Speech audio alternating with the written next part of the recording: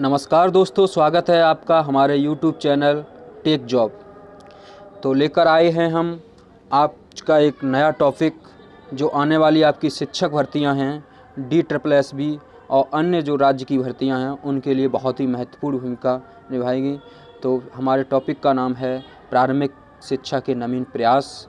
तो चलिए स्टार्ट करते हैं आज का टॉपिक। तो सबसे पहले इसमें हम समझेंगे कि इसमें संवैधानिक अधिकार हमें क्या दिए गए हैं, जो शुरू से ही हमें अधिकार दिए गए हैं शिक्षा के प्रति। तो हमारे क्या क्या अधिकार हैं उनको हम देख लेते हैं। संविधान के अनुच्छेद आर्टिकल 21 में जो है 6 से 14 वर्ष तक के सभी बच्चों को निःशुल्क और अनिवार्य शिक्षा उपलब्ध कराई जाएगी, ऐसा हमारे संविधान के अनुच्छेद 21A में दिया हुआ है। इसी के साथ हमारा अगला आर्टिकल है 29 का 2, जिसके अंतर्गत राज्य से पोषित जितने भी सहायता प्राप्त शिक्षा संस्थान हैं, किसी भी नागरिक को जाति, धर्म, प्रजाति और भाषा के आधार पर उनको प्रवेश देने से मना नहीं कर सकते हैं। मतलब सभी को उनको शिक्षा देनी ही पड़ेगी और सभी को प्रवेश भी देना पड़ेगा, ऐसा 29(2) में हमारा ये संवैधानिक अधिकार दिया हुआ है। इसी के 45 के अंतर्गत, जिसमें संवैधानिक अधिकार है कि 14 वर्ष तक के लिए सभी बच्चों को निःशुल्क एवं अनिवार्य शिक्षा देने का प्रावधान दिया गया है, जो सभी सरकारों का दायित्व होगा। इसी के साथ हमारा अगला पॉइंट आ जाता है बाल अधिकार, मतलब चाइल्ड्स के राइट्स क्या हैं। तो बाल अधिकार के अंतर्गत सबसे पहले हम जानेंगे कि संयुक्त राष्ट्र संघ UNO जिसे बोलते हैं, यूनाइटेड नेशन ऑर्गेनाइजेशन, जिसके अंतर्गत 10 दिसंबर 1950 को इन्होंने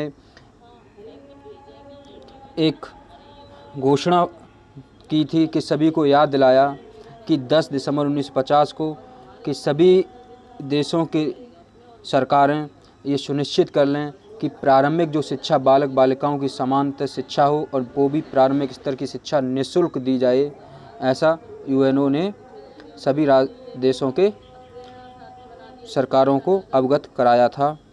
तो अगला पॉइंट फिर था, संयुक्त राष्ट्र संघ ने बालकों के अधिकार की घोषणा 20 नवंबर 1989 में की। मतलब संयुक्त राष्ट्र संघ ने बालिकाओं की जो घोषणा है, अधिकारों की जो घोषणा है, वो 20 नवंबर 1989 में की गई, जिससे सभी हमारे बच्चों के मूलभूत मानवीय अधिकारों को सुनिश्चित किया जा सके, इसके उद्देश्य से।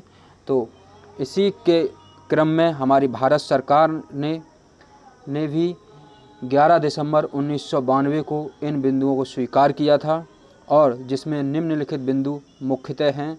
जैसे पहला नंबर का बिंदु है वो है लैंगिक शोषण से बचाना, मतलब किसी भी प्रकार का लिंग के आधार पर भेदभाव नहीं होगा, सभी को समान शिक्षा दी जाएगी।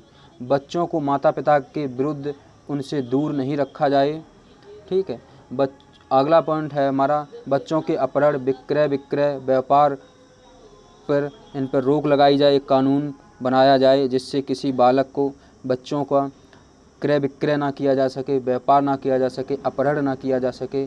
और इसी के आगे और भी कुछ जो बिंदु थे मुख्यतः वो ये थे, जैसे गोद लेने की मान्यता है, वहाँ पर बच्चों के हितों को ध्यान में रखा जाए, और बच्चों के आर्थिक, शारीरिक, मानसिक और नैतिक दृष्टि से शोषण ना किया जाए।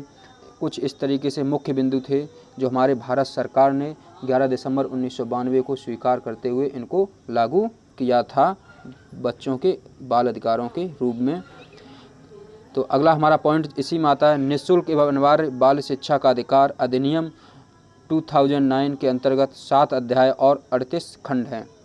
तो भारत के अंतर्गत जो RTE, जो राइट टू एजुकेशन जो अधिनियम था 2009 में आया था, जिसमें 7 अध्याय और 38 खंड दिए गए हैं। तो इसमें अध्याय में पहला अध्याय जो था प्रस्तावना दी गई है, दूसरे अध्याय में निःशुल्क एवं अनिवार्य शिक्षा का अधिकार है, और तीसरा है केंद्र एवं राज्य स्थानीय सरकारों को अभिभावकों के दायित्व जो है वो किस तरीके से बच्चों का लालन पालन करें, किस तरीके से उनको शिक्षा दी जाए, ये हमारे सभी का अधिकार दायित्व है। केंद्र और राज्य और स्थानीय जो सरकारें और साथ में हमारे अभिभावकों का, उनके माता पिताओं का भी, स्कूल और शिक्षकों के दायित्व क्या हैं वो भी इसी के अंतर्गत सभी बताया गया है। और प्रारंभिक शिक्षा के पाठ्यक्रम को पूरा किया जाना, जो प्रारंभिक शिक्षा जो है उनके पाठ्यक्रम जो है वो पूर्ण रूप से पढ़ाया जाए। बाल अधिकारों का संरक्षण किस तरीके से किया जाएगा और एवं अन्य प्रासंगिक बातें जो हैं वो इस अधिनियम के अंतर्गत हमें सभी बताई गई हैं। तो इसी के साथ ये टॉपिक ही समाप्त होता। धन्यवाद।